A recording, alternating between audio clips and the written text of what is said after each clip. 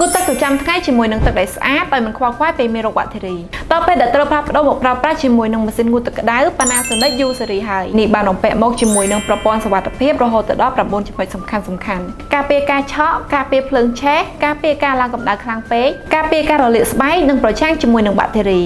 ជាមួយនឹងមុខងារ AG+ ជួយកាត់បន្ថយការរីកលូតលាស់នៃផ្សិតនិងមេរោគបាក់តេរីដើម្បីរក្សាអនាម័យកាន់តែប្រសើរជាងមុនចំណែកឯក្បាលផ្កាឈូកវិញយើងមានរហូតដល់3ប្រភេទសម្រាប់ឲ្យលោកអ្នកជ្រើសរើសប្រើប្រាស់ទៅតាមតម្រូវការរបស់អតិថិជនទាំងអស់គ្នាទី1លំហូរទឹកសាច់តូចលំហូរទឹកធម្មតានិងលំហូរទឹកសាច់ធំថង់ដុតកម្ដៅផលិតពីស្ពាន់ដែលមានគុណភាពខ្ពស់ចម្លងកម្ដៅបានលឿនស្ថិរភាពធន់នឹងសម្ពាធទឹកនិងប្រើប្រាស់បានយូរចំណែកឯរូបរាងវិញស្រស់ស្អាតស្ដើងស័ក្តិសមជាមួយនឹងបន្ទប់ទឹកសម័យថ្មីទាំងអស់នេះសុទ្ធសឹងតែជាមុខងារសំខាន់ដែលមាននៅក្នុងម៉ាស៊ីនងូទឹកក្តៅ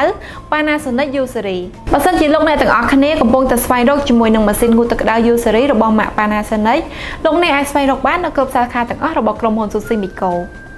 សូមអរគុណជួបគ្នានៅវីដេអូក្រោយទៀត